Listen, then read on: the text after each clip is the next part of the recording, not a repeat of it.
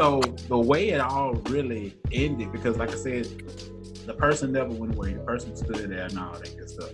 And I finally asked the question. It was like a big argument had come up and a bunch of other stuff. I had lost my job, a whole bunch of a bunch of stuff just piled up on top of each other.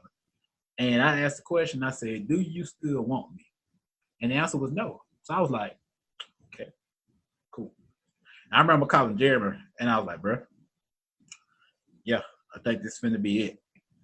And then that's when I called Lauren. Cause I ain't okay. But she gonna fuss at me. But anyways. But what ended up happening was a lot of shit just started piling up, and then divorce came into play. And my mindset was still, I don't want to be like my folks. I don't want to be like my folks. Like, I don't want to end up that way. I want to end up that way.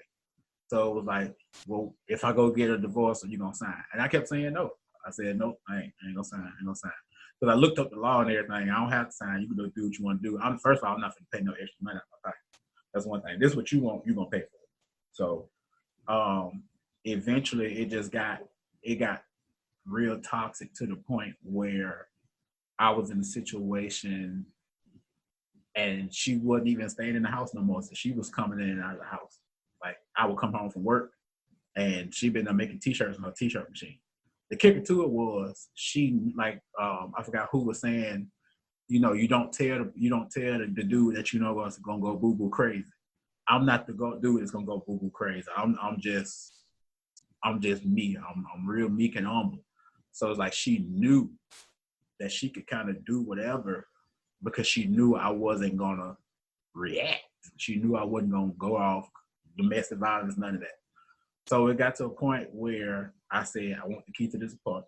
You don't live here no more. You come in and out, and that ain't cool. She told me no. Said, all right. I went to Home Depot within 10 minutes after her leaving the house that night. Got a new deadbolt, changed locks. That was a Saturday. I think I talked to Jeremy that Saturday night.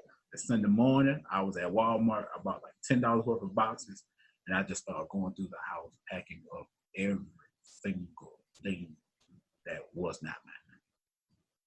That's when I realized that I was through. And I remember sending pictures of Jeremy to the other boxes. Jeremy was like, oh, you for real? I was like, yeah. And I said, hey, all your stuff got to be up here by the end of December. Because I didn't want to go into the new year still looking at the stuff. Because the sucker part about it was everything was still on the dresser. Stuff was still in the bathroom. The house was still set up as if it was life as normal, but it wasn't. So I wanted to get that image out of my head. I brought all my superhero posters out the back. I started putting them all across the living room. I was like, this is my spot now. Spider-Man would come up here. We'll put Power Rangers over here. It was lit. Living room was lit. And it just got to that point. It just got to that point where I just said, all right, I'm done. And yeah. So it's been about a 2x4. But it just got to that point where I finally gave up. And the crazy part is I didn't even know that she filed. I found out just by calling downtown to the courts or whatever. And that's when I was like, all right, what else I got to do so I can go and get this over with. And then I really started jumping, started living life, started traveling mobile every weekend. But that's how I'm at now. I'm done.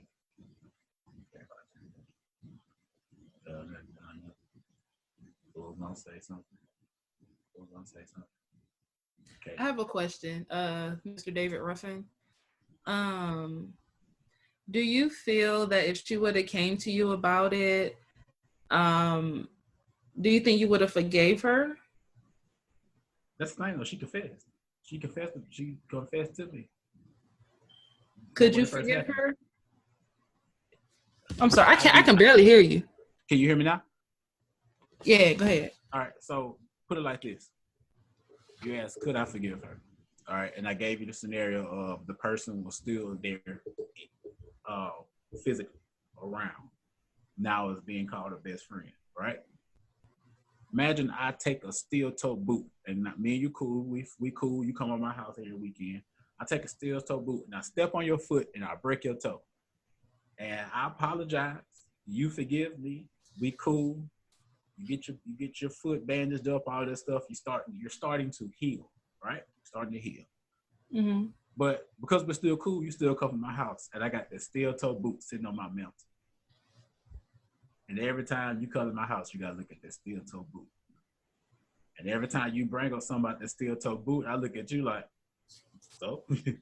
I mean, that boot gonna stay there. That's why I put my steel toe boot at. And I just really feel like she didn't care. I feel like it was like her ultimate move to just hurt him at the last, very, you know what I'm saying, at the last level. After she already knew what she was doing, she didn't care. And I felt like it was like the ultimate move to say, nah, I got you. What you gonna do about it? To see, it's like a checkmate kind of thing. I just never felt like she had any remorse. Ain't nobody fought her? I don't know what that bitch ate, but just believe. She never, that was another thing. When he would come home, they would come home together. She was never around. We would never see her, ever. I've never even met her, literally. And that was why I didn't care for her, because I'm like, yo, you date my brother, you know, he look at me like a sister. We've been together forever, and I never met her. That was an issue for me, because you know what I'm saying? He come home. Why you ain't never with him? You know what I'm saying? So you always went with your folks, so you always did your own thing. And to me, like, when you come home, you visit everybody together, go and get your things out the way, and then you separate. You don't be doing it first. So that was my issue with her before all this happened. Raggedy bitch. Okay, I'm gonna mute. Yeah, I definitely got that vibe of that audacity, that and what mentality at the end of it. Is one thing, you know, like if this person is still in my life, I ain't gonna bring them around you whatsoever. Something got to change if we're really gonna continue to be with each other. Because at that point, if you're my wife, I'm not gonna keep you in a situation where, you know, the gears are still turning. The person guilty is still around me, therefore there's a potential of me doing it again. So I definitely got that and what mentality from that situation. So I agree with y'all. It was like the ultimate fuck you. You know what I'm saying? So yeah, I ain't for violence against women, but bitches feel differently about it. All I heard was 2 pieces from churches and a biscuit.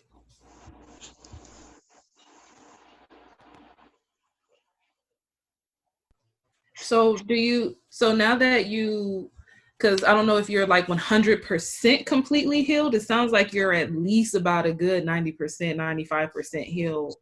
Do you think you'll get back out there, Mr. David? I'm a mute. I'm gonna let Lauren tell my story, because apparently she's very vocal. He went up there. She said. He went up there. I like her. Anybody who ready to cock their head to the side, if they, you know what I'm saying, that's a big thing for me. If I speak to you and I'm standing with somebody, like for instance, we standing together, and I say, hey, Malcolm, and you won't do this, bitch, you see me standing here. Anybody that got that man out too, you good with me. You good with me, because I know you gonna protect him when I ain't around. I know that you got him. I know you gonna always check somebody. I know that you're gonna be there. I know you got the best intentions. But yeah, like, she talked to me. You could tell she was nervous, and she could also tell that she didn't give a fuck what I thought either. So I like that about her. You know. So, but yeah, I think the part of his healing process was just him opening up and becoming himself in as a whole, like being more open with his business, being more open with his healing, and being more open to, you know, accept somebody who kind of went through the same thing, because that's the hard thing.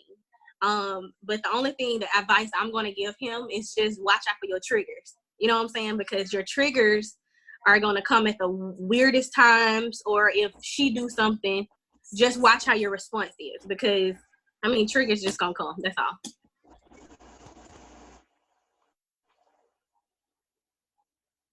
I'm glad you said that about the triggers. Just want to say that. So with the new lucky lady, how do you feel about her, but like, how do you feel about your future with her? Because we know for the other one, we didn't know anything about it. We didn't have any clues or red flags that we know about. So like, you feel like this one is going to actually be her, or is it just like a little dating thing so far? I don't want, for where I'm at right now, because of where I've been, it's like I don't put like a destination on it. It's one of those situations where I know this person got my back. You know what I'm saying? So I know there are things I don't have to worry about with that person. You get what I'm saying? So I think that's what makes it easier. That's what makes it more comfortable. That's what makes it more reality based. You feel? I think one thing, I think Mr. Wyatt, Mr. Stokes,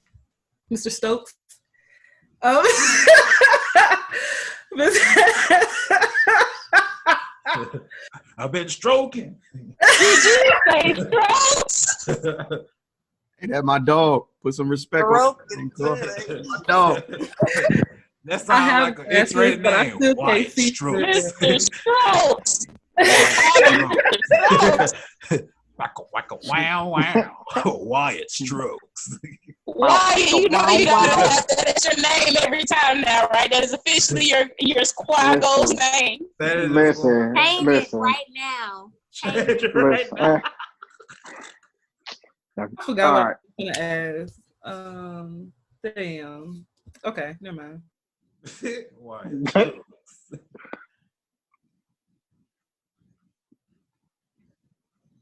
Okay, so you said something about Mr. Stokes said something about confidence and confidence within men. And do you feel a lot better and a lot confident in your woman? Because you said that she's giving you everything that you need at this point. So you don't even have to turn around because you already know she got your back at this point. So are you feeling confident, like greatly confident in yourself as well as in her, as well as in your relationship? And do you have doubts? Okay. Damn. I'm not gonna say I have any doubts. I'm gonna say I am more confident in life. I feel like I'm back where I used to be. I'm back to, I don't want to say the old me, but like the Malcolm 2.0. New improved Malcolm. Right. Because I can, and I'm gonna let, because it's cool to speak on yourself, but I'll let Jeremy can break it down a whole lot better, because I met Jeremy beginning of last year, beginning of 19. I can't remember when I told Jeremy, but I told him. So if anything, I'll let Jeremy break down how I was then to how I was now. Look, what's going on? If you haven't been listening to the Zayday podcast, what are you doing? Come follow me and the Zay gang. We're talking about conspiracies, pop culture, politics, and more. Don't be the only one not listening. Come see me. Zayday podcast. Your host, Zay Parker. I appreciate you. Right. So I first met Malcolm when I interviewed him, actually, for my podcast, 2020 Podcast LLC. Go follow. We had a really deep conversation on what it is in the courage in doing what you like and being like that truth in being yourself. And we did the interview and we just kept chopping it up afterwards, just always bouncing creative ideas back and forth. For a little bit, he waned, he kind of backed off, and him and I had to establish this relationship where we would just call and just talk. And so I let him know that, if you need to talk, I'm here, bro. And so he let me know what happened. And then I, stuck with him. We give each other encouraging words during that time of him transitioning through it and dealing with it. And it was, when it was all said and done, I never forget, Malcolm, it was after court. I never forget that day after court. You had called me like as soon as you walked out of there, and you was like, bro, it's done. And I've had friends like Wyatt, who've gone through a divorce, and it's like a happy / it's a bittersweet situation with a divorce being complete. it's like, yeah, you're happy that it's over, but at the same time, it's like a Pyrrhic victory. You know what I'm saying? It's like it took a lot more than what it should have. And in this situation, Malcolm was he was more on the up. Like I noticed his mood increased because he felt like he got rid of this burden. Because this was a situation where Malcolm wasn't necessarily wrong. It was, this person was wrong. It was poison to him. And it was a hard process, but he rid himself of that poison. Now that he had that toxic person out of his life, he was able to embrace what it was that made Malcolm again. Hell, we was planning a damn, what did we call it, Malcolm? A get back tour where we were just going to hit every convention in the area. Yeah, the Alpha Blood Tour 2020. The Alpha Blood Tour. It's still going down. Right. After we planned out how we was going to go ham. Because he was like, yo, there's nothing stopping me from success now. I got the people that want the best around me right now. I can get back to what I wanted. And he was back to old Malcolm. He was back to talking to people. If you meet Malcolm in person, Malcolm going to run up, hug you, and talk to you like he ain't seen you in 100 years. That's just how he is. He's a vibrant person. And to see the vibrant person, see the vibrancy go away, and then to see it come back stronger than ever is like everything. It inspired me to do more. So it's all about your circles, man, at the end. It sounds like you went through some death there, and death isn't always such a bad thing. Sometimes you have to let that shit shed off of you. And then when you're resurrected, you come back a completely new person, and that's really great. So I'm really glad to hear that. The motherfucking Phoenix. And like somebody like Lauren, who I've known Lauren since we was like, what, 13? Yeah, I think like you know what I'm saying? 6th grade, yeah. Like 6th, 7th grade. Like she knew something wasn't right. And I just wouldn't talk to Lauren. I was like, Lauren, he wouldn't say anything. I always call him because I ain't want to face the fine. rest. Oh, he'll get off the phone with me real quick. That's what he would do. He's like, oh, I would just call and check on you. All right, bye. What? Like he would just hang up the phone really quick. He would like run because I can sniff. I told you I can sniff out anything with everybody. Yeah, he didn't. He just duck and dodge. But it was a real reality opener. So my question to the squad is, in the event where you have to leave the cheating, whether you were doing it or it was being done to you, what would your mindset be? How do you think your mindset would be? I'm gonna go with Wyatt first. So my mindset, so with my ex, like me and her, we have a kid together. So we got my son. And so like my mindset, I really kind of went into just being a dad, like, and like I found stuff to kind of preoccupy myself and things like that. Like I'm still trying to get out of just being in daddy mode, because like that was my role. That was my safe area. Because I just felt like, you know, if I just bury my head in the sand, so to speak, that it's just easier. You know what I mean? Because I don't have to think about it. I don't have to think about the pain. But you know, when like right now he's not here, so like it's stuff where I have to really go through and reevaluate myself. And then a couple years, like about a year or so ago, I realized like it doesn't benefit myself or it doesn't benefit him to see me not happy or not to see me in a positive relationship. So like I've tried to take steps, and I talked to Jeremy about it before, like just making sure that I go about trying to really get over the pain, but then also learn from it and kind of for Ben's sake, try to show what a positive relationship is going to look like.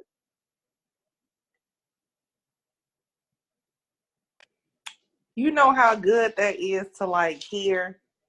I mean, I'm not going to say that women, I guess we do sometimes, we think we are the only people or the only ones that go through stuff. Men don't care. Or, you know, we look at men to be like stronger and shrug stuff off their shoulders and let it roll off their back, and they're not really affected by relationships all the time. But like, it's refreshing to hear that Black men do have these experiences and y'all not afraid to talk about it, and that y'all do got somebody y'all could talk to. So hats off to Jeremy for being so awesome to so many damn people, male, female, or whatever. And I just want to say you have a positive impact on your friends' lives. We feel like we could talk to you. I appreciate you. Like there's a bunch of times where I just call Jeremy and I'll be like, bruh, this doesn't make sense. And low key, Jeremy, sometimes he just sit there and listen. And sometimes like he be biting his tongue because he be wanting to say stuff.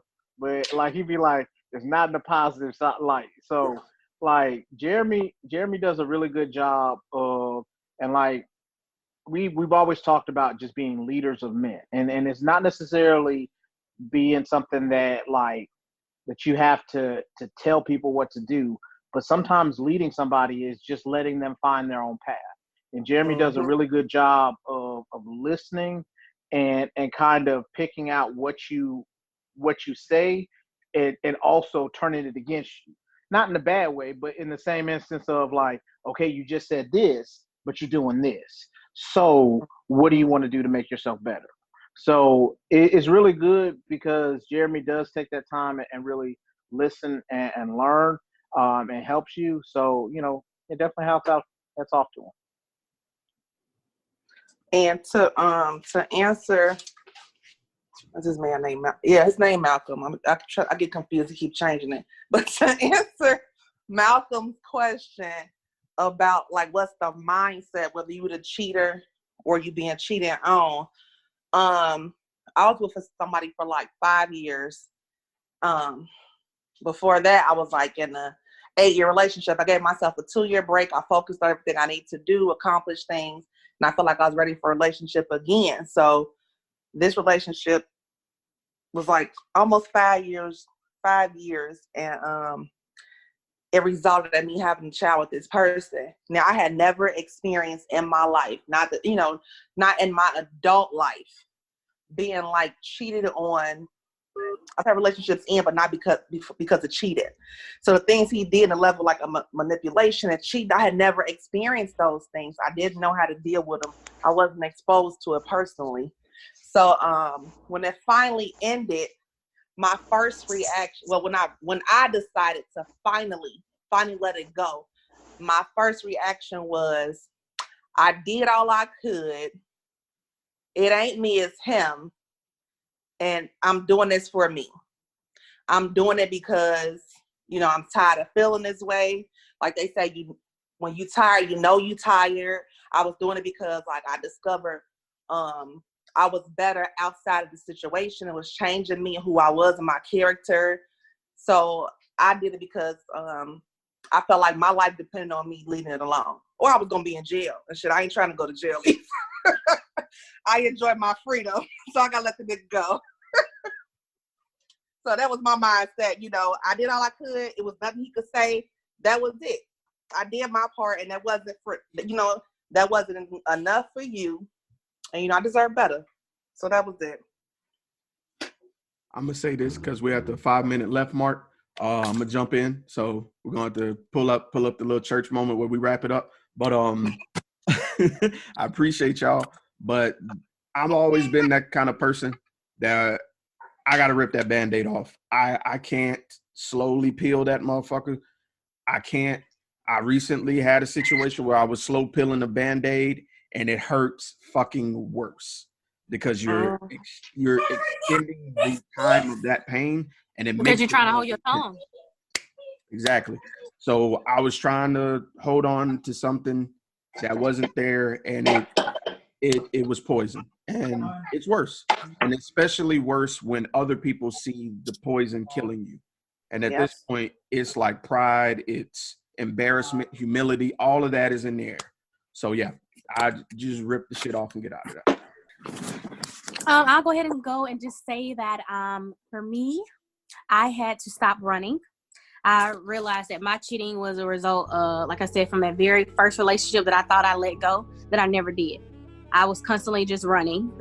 So the moment I stopped running and I started to love me and be for me, everything else kind of came into terms. And, you know, my husband just kind of came along and just slid up in there.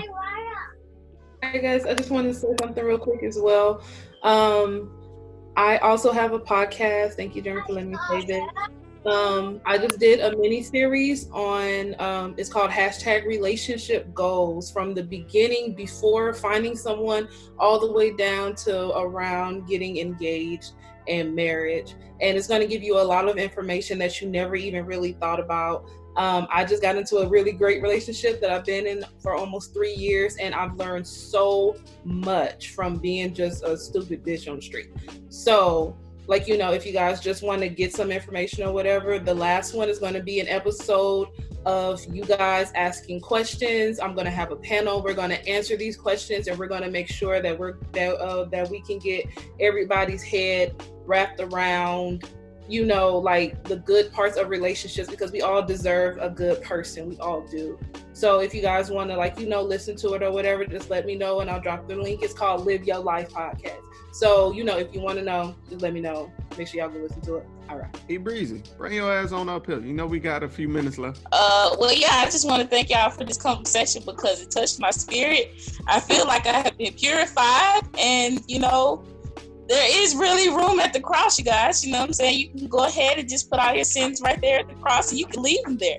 So from this day forward, I promise I will not be that bad word that just do things, you know, just because of the facts, you know what I'm saying? So anything that applied prior to this year, you know what I'm saying? I'm a new person. I have been cleansed of my sins, and I definitely will apply everything that you guys have told me today. So thank you guys for this. This is really touched my spirit. I look forward to doing more of these. Well, if you don't mind, I would love to hear from anyone that's watching this. If you got an idea for a topic, drop it in the comments. Hopefully we see it in time. We can get that topic rolling. So on behalf of Sirr 2020 podcast, everyone included, I'll make sure to include the link from Katie's podcast in the description below. Yes, please do. Yeah, we love you and peace. Good night. Good night, everybody.